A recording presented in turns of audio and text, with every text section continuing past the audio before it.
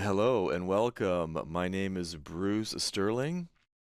I am a TOEFL author. If you are taking the TOEFL test, you've probably seen my books. Maybe you're using my books. I also teach TOEFL online.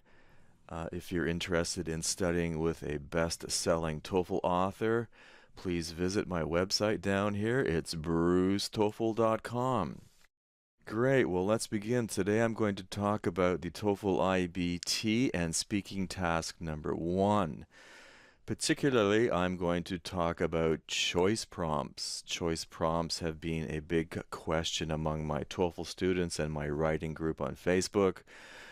The big question is, how do we answer these choice prompts? Well, that's what we're going to do today. We're going to talk about strategies you can employ on test day to maximize scoring when you develop a response for a choice prompt. Okay, let's go on. So before we begin, let's actually talk about the task description. Here we are, task description for speaking task number 1. Now, this information is straight out of the official TOEFL guide, as we see here, and this is what ETS, the official guide, says about speaking task 1. You will be asked, here we are, you will be asked to speak about a person, a place, object, or event that is familiar to you. In other words, use your personal experience to develop your response, and you have 15 seconds to think about it. To develop your response, you have 45 seconds to speak, and this task is out of a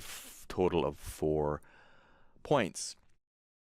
Now, as you know, there are single question prompts. Those are the traditional prompts. They've been around since 2005. That was the year the TOEFL IBT was introduced. And recently, as I mentioned, people have been noticing a lot of choice prompts, not only in speaking task number 1, but in the independent essay. That is another video coming soon. So today, sorry, not today, right now, we're going to talk about, first of all, talk about single question prompts. Just a quick review to make sure we're all on the same page. Now, over here, we have an example of a single question prompt. Let's read it. Fast food is good for you. What is your position? Your position is your opinion, your argument, right? Use examples and reasons to develop your argument, right? There we are. You have 15 seconds to prepare and 45 seconds to speak. Now, as you know, what you want to do, what you have to do on test day to maximize scoring is you have to deliver a verbal argument. You start by stating your opinion. You support it with support it with examples, support it with examples, and support it with reasons. You know this. If you're preparing for TOEFL, you've seen this structure. Okay, let's actually develop a response. So imagine on the right here, we have an argument map, and this is what you're actually saying on test day. You start with your opinion. Personally, I believe that fast food is bad for me. Why?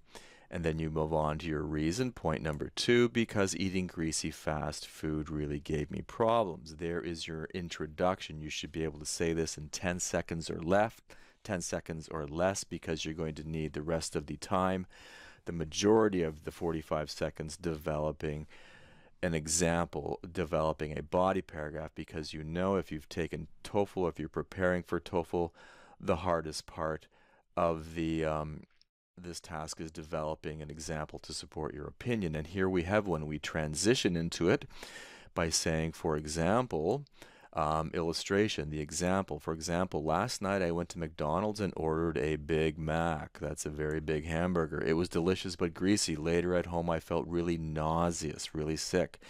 Then I started throwing up, vomiting. I was so sick I had to go to the emergency room. The doctor asked me what I'd eaten. I told him Mickey D's. Mickey D's is a kind of a slang, idiomatic way for saying McDonald's in America. So I told him Mickey D's. I'd eaten Mickey D's. He said that was my problem. So there is our example. Very specific, naming the type of food, the place, McDonald's, the type of food, a Big Mac, and the effects of eating it, throwing up, nauseous, going to the emergency room. And then you end with your conclusion, right? You base your conclusion on the information that you've presented. As you can see, greasy fast food such as M's, McDonald's, is not good for me. And there's the complete response. opinion, introduction, body, illustration, and conclusion. So three-part structure. Short, sweet, verbal, independent response for speaking task number one. Now, what's really good about this structure, this argument map, as I call it, up here, I like to call it an argument map. You could call it a template, is that it's designed to help you deliver a response for speaking task number one in 45 seconds. Now, remember, you've got to practice, right? What I've found in my experience teaching TOEFL, that those test takers who practice a lot get higher scores. It's very difficult to just kind of walk into the test and expect to get a good score, because as you can see, TOEFL is not only about developing a verbal argument. For this task, you also must be able to manage your time, and 45 seconds is not much to develop a proficient, coherent response without at least a little bit of practice. So my advice is practice, practice, practice will result in a higher score.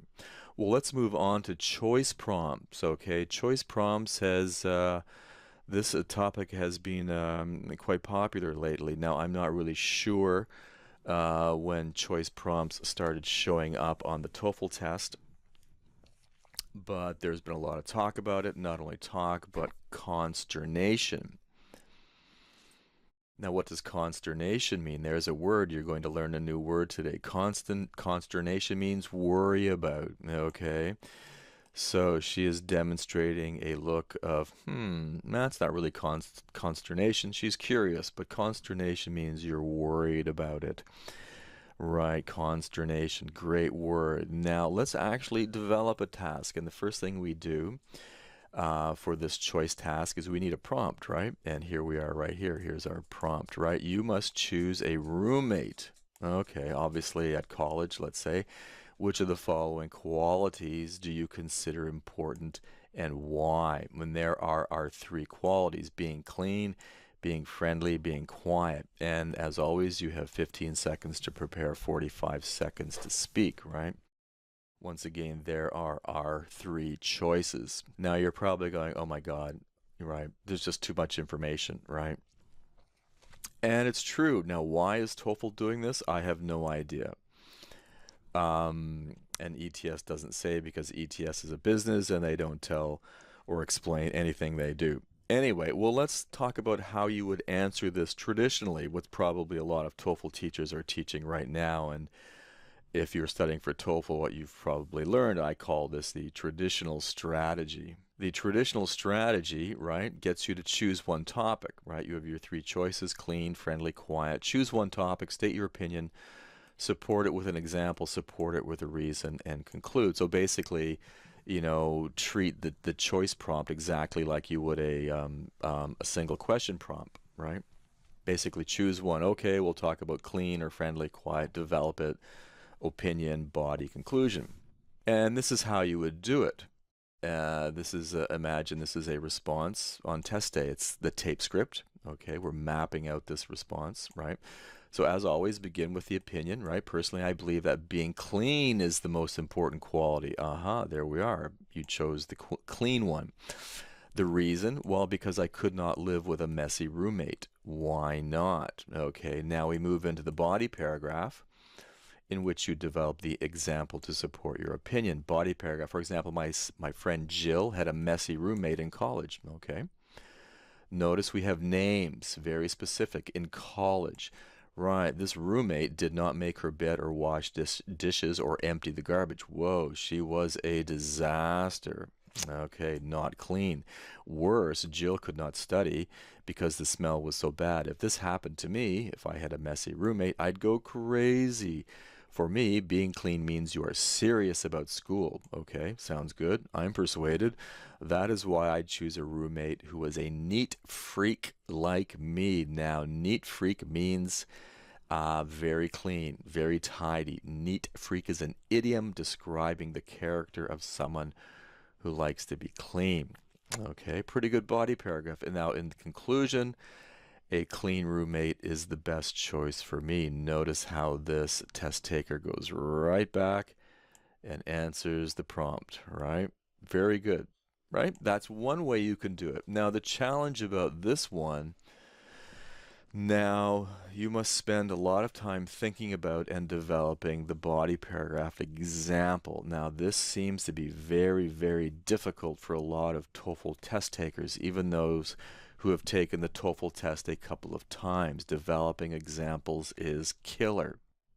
Why is developing a body paragraph example so hard? Well, for that, we're going to have to talk about a rubric. Now, over here on the left, you see the rubric I use. It's called Optal, O-P-D-U-L, Optal C.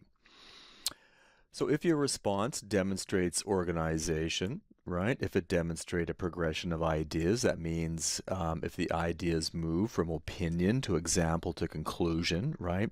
They will develop. Your opinion will develop, your body will develop, and your conclusion will develop. And as you develop each part of your response, you should show grammatical and topical unity.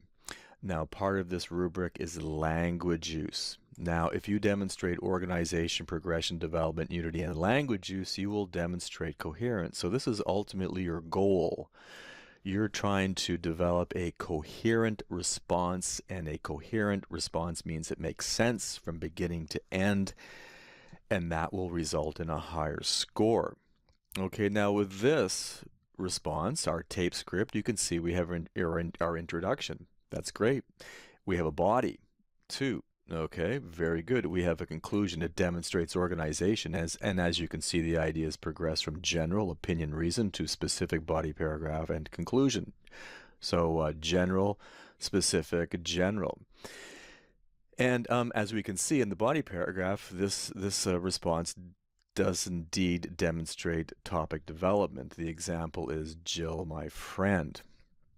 Now that, as I said, developing the body paragraph is the hardest part of this task. Why? Well, the reason can be found under language use. Let's take a closer look at language use. Okay, language use means the raters are listening for your vocabulary, right? What kind of words do you use? Do you use any idioms? Ah, this person uses an idiom. See that? A neat freak like me, right? How about any synonyms? Sentence variety, right? Okay. Now, in black, these are descriptors of how you speak. How is your accent? How is your pronunciation? Fluency, right? Fluency means do you speak in a natural manner like a native speaker, or do you hesitate? If you hesitate, you might be hard to hear. This is also a descriptor. Now, above this, D is something called automaticity. Automaticity means your ability to think automatically. For example, if I said, what did you have for breakfast this morning? And you said, I had a hamburger. Well, that was a very quick, very fast, very automatic response, and that's good. That's what the raters listened for. Now, automaticity also relates to developing ideas. How fast on test day can you think of a body paragraph example? Okay. Can you think of Jill? Can you think of a similar friend? This is the biggest challenge for developing examples for a lot of test takers because it tests your, that's right, it tests your automaticity. Okay. And if you can't think, automatically you go, and that affects fluency, okay? And it could be hard to hear. Therefore, that would be a reduction in your score, a reduced score. So basically, to summarize, the biggest challenge for many test takers for speaking task 1 is developing one example. And if you have 3 choices, typically what you will do is you'll pick one of the choices and try and develop an example. And that is actually that is hard. And I think that is the harder way to answer and develop a response for this task. So is there a better way? Is there an easier way? Well, there is. And I've been thinking about this and I thought I'd like to share it with you today. It's called the Stirling Strategy. So what exactly is the Stirling strategy? Well, let's talk about it. Well, here on the left, we have the same prompt, okay? You must choose a roommate, right? You're going to college because TOEFL assumes you're going to college. Which of the following qualities do you consider most important? Being clean, same qualities, being friendly, being quiet, okay? Same amount of time. Now, my strategy, the Stirling strategy, right? I'm going to get you to develop a three-part argument like before: opinion, right? Body and conclusion, right? That's my argument map G3 tick C if you've ever read my books. Anyway, next I'm going to tell you to choose to try and speak about all three topics. Okay, you're going to speak about being clean, you're going to speak about being friendly, and being quiet. Okay, you're going to develop each choice with a cause and effect reason. Now you're going, Bruce, why choose all three? Are you crazy? Are you crazy? I can speak English. Are you crazy? You just told me that developing topics is hard. So why are you making me develop all three if one is hard enough? Well, let's talk about it. Note how this prompt is constructed. Right. It looks hard, but actually TOEFL is doing you a big favor. It's actually giving you topics. It's actually giving you three topics, and those three topics are in fact three body paragraphs. Okay. And where have you seen three body paragraphs before? Probably the independent essay typically has three body paragraphs. So what I'm saying is TOEFL is actually helping you develop your response. It is helping you to think automatically. TOEFL is saying, talk to me about being clean. Okay, I'll do that. So I suggest, right, after you develop your opinion up here, you will develop each one of these three choices, and that's what we're going to do right now. It's fast and easy, as you will see. So as you know, you start with your opinion right there at the top. Opinion. So personally, I believe that all three qualities are important. Why? Reason. Because for me, a roommate should be clean, friendly, and quiet. What you're doing is you're just repeating what the task has given you. Okay, that's pretty easy, right? You could say that in 5 seconds. Now we move on to the body. So body paragraph 1. So being clean is important because it means you're serious about school, and I'm serious about school. My roommate should be too. Okay, not too bad. So body paragraph 2, being sociable. Sociable is actually a synonym for friendly. Being sociable is also important because who wants to live with a roommate who never talks to you? That would create tension, which I don't need. Well, not too bad. So finally, right, we come to paragraph 3. So finally, I'd choose a quiet roommate because I couldn't study with a lot of noise. Could you? So there we are. There are the 3 body paragraphs developed. Okay, and then you add a conclusion. As you can see, I choose all 3 qualities. And when you put it together, it looks like this. Where's my pointer? Right, tricky little pointer. There we have our opinion, our introduction. We have our body, and we have our conclusion. 3-part structure. Now, notice in each body paragraph, there's not a specific example. There's not a Jill, there's not a Bob, or there's not a, oh, I don't know, Anna, okay? There are no examples. But what there is in each body paragraph is something called causal reasoning. Causal reasoning means developing a reason using cause and effect. And as you know, TOEFL always says, develop your response using examples and reasons. Reasons are based on cause and effect. Let's look how it works, how causal reasoning works in body paragraph 1. There we are right there. So this test taker said being clean, and that is cause, or the action of being clean. What is the effect? It's important quality because it means you're serious about school. Cause and effect. Being clean, what's the effect? It means you're serious. And notice how she says, I'm serious. That's actually an effect. What is she serious about? She's serious about school. So about school means going to school. That's the action of going to school. The effect on her is she's serious. So you can see how this test taker is using causal reasoning to support their opinion. Let's move on to body paragraph 2. So being friendly, that is also an action. That's also a cause. What's the effect of being friendly? It's important, right? Important quality, because who wants to live with a roommate who never talks to you? So being friendly is important because you don't want to live with a roommate who never talks to you. Living with a roommate is the effect, right? Who never talks to you.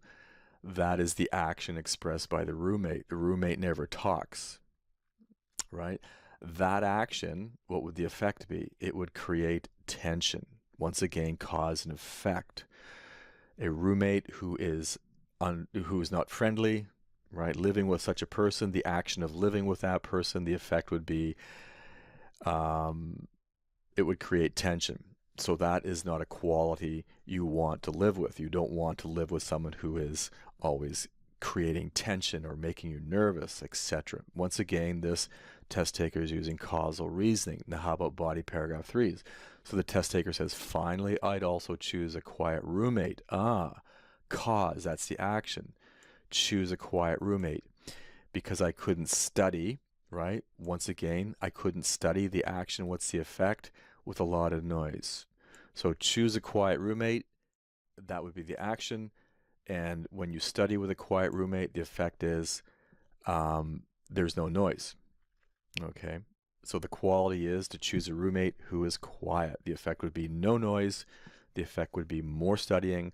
The effect would be higher score on test day or exam day. Okay, now you can see how this test taker is using causal reasoning. That is what the raters look for. And when you put it together, it looks like this. There you go. Pretty easy, right? Now, of course, you could develop a personal example for each body paragraph. For example, body paragraph, you could talk about, I'm not sure you could talk about my friend Joe. Maybe Joe was not very clean, etc. Okay, we'll talk about examples in a second, okay? But now you must be asking at this point, really, Bruce, can I do that? Really? That's okay? Yes, you can answer all 3 choices, right? Yes, it's okay. The prompt, look at the prompt. The prompt does not say choose only one, okay? It says, which qualities do you consider the most important, right? If you think all 3 are important, choose all 3. Or maybe just 2. You could talk about being clean and being friendly, right? You could talk about being friendly or being quiet. Also, remember number 2, you are answering the prompt in your own way. This response is called a contrarian response. A contrarian response is a common form of argument. Remember, TOEFL only wants to hear your opinion. If you think all 3 points are important, that is your opinion. Right? There's no problem. It's a contrarian response. Right? And number 3, I like it because you're being creative. You're giving the raters something different. Not only that, but you are also demonstrating the rubric Optal C. Okay. Well, let's rate this response. Imagine that you're a rater for TOEFL, a speaking rater, and you got this response. And the first thing you look for is organization. Is it organized? Yes, it is. We have an opinion and a reason. We have a body paragraph, and we have a conclusion. Okay, does it demonstrate a progression of ideas? It does. We go from general, which is the opinion and the reason, the specific body paragraphs, to a general conclusion. GSG, general, specific, general. So far, so good. Do we have topic development as the ideas progress? Do we have topic development? Yes, we do. This person has developed, right, 3 examples, 3 qualities, right? This person's obviously a serious student, right? I need a clean roommate. That's a quality I need. I need a friendly one. I need a quiet one. If she needs or he needs all these qualities, then they must be important qualities. Topical unity right here. Is the test taker focused on the topic in the prompt? Yes. Does this response demonstrate grammatical unity? Yes, it does. Okay, now we can't really rate language use because we're not really listening to an actual speaker. But let's say, the vocabulary is good, the idioms are good. Remember, neat freak, that's a sociable, right? Sorry, back here, idioms, neat freak, that's an idiom, good. And I said sociable was a synonym for friendly, good. Also, there's lots of sentence variety. And let's say the accent was pretty good, no problems. Pronunciation was good, fluency was natural, no problem with automaticity because the test taker basically developed the three ideas that TOEFL gave him or her, and it was easy to hear. So this would probably be, on a good day, probably a 4 out of 4. Now, here's another speaking task 1 prompt, another choice prompt. Which would you choose? Which would you choose for a final project, I should say? And why? Well, giving a presentation, writing a paper, or making a video. Well, now you could actually, right, you could just develop 2. You don't have to develop 3, as we mentioned. And here I've developed 2. Well, as we can see, this is the body, remember? We're not talking about the opinion yet because the body's the hardest part, right? So first I would give a presentation for my final project. There we are, body paragraph 2. I would also make a video. Now let's develop it. Develop the whole response. This is what the response would look like on test day as you, the test taker, right? You speak into the mic and this is what ETS hears. So there's our opinion once again. So opinion, personally, I'd give a presentation and make a video of it. Why? Because if I made a video of my presentation, I could share it with more people. Well, that's pretty good. Okay, well, let's see. How does this person support their opinion and their 2 choices with causal reasoning? Body paragraph number 1. First, I would give a presentation for my final project. I love talking to an audience. I'm very good at, it should be at, public speaking. Oh, okay, great. Also, I want to be a teacher, so speaking before a class would be great practice. Wow, that's great. Okay, notice the causal reasoning. Okay. Right, she loves talking to an audience, or he loves talking to an audience. That's action. Okay. Very good at public speaking. So basically, when this person speaks, he or she is an effective communicator. Cause and effect. Speak before an audience, action, which is called public speaking. And if you're a good speaker, that means your message is clear. That is the effect. And also, she develops this, or he develops the topic. I want to be a teacher. Oh, so speaking before a class would be great practice. Another example of causal reasoning. Cause, action, speak before the class. The effect is great practice. That's pretty good. That's clear causal reasoning. Now here's body paragraph 2. I would also make a video. Okay, there we are. Video right there. How? I'd record my presentation and later edit it. By doing so, I could share my presentation with a bigger audience at school and online. Wow, that's pretty good. So where's the causal reasoning? So, right, make a video. What's the effect? Share it with a bigger audience. Okay. 2 examples, 2 clear examples of causal reasoning developing 2 points. Now we end with the conclusion. As you can see, I choose points 1 and 3. That's all you need for your conclusion. Right? Now that's pretty good, and I like that. That is a very short, sweet, succinct response. Now, as I said, you can, in fact, develop these body paragraphs even more. In body paragraph 1, you could give an example of giving a presentation, last year or last month, or, actually develop a more detailed personal example.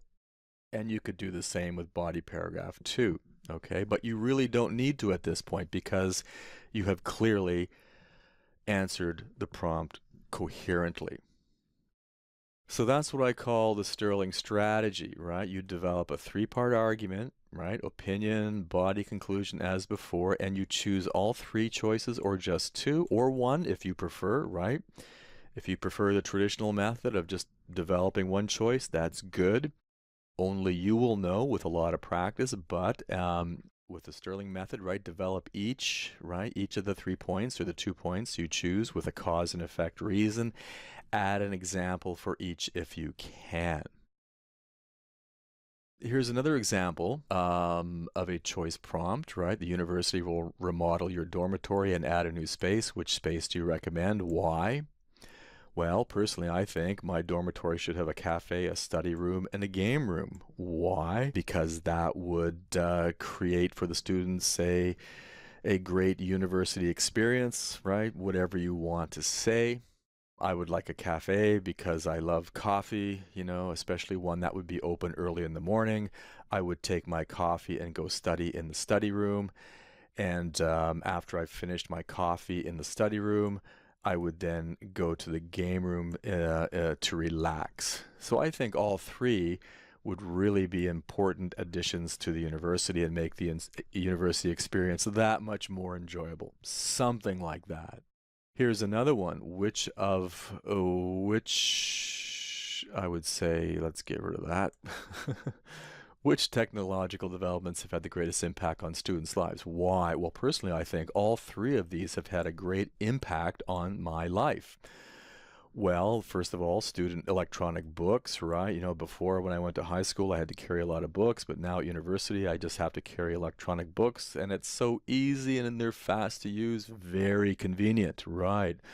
Also, I'm a busy student. I don't always have time to go to class, so I have the option of online classes. Once again, very easy and convenient, especially if you can't go to an actual classroom. Smartphones too have had a huge impact, right?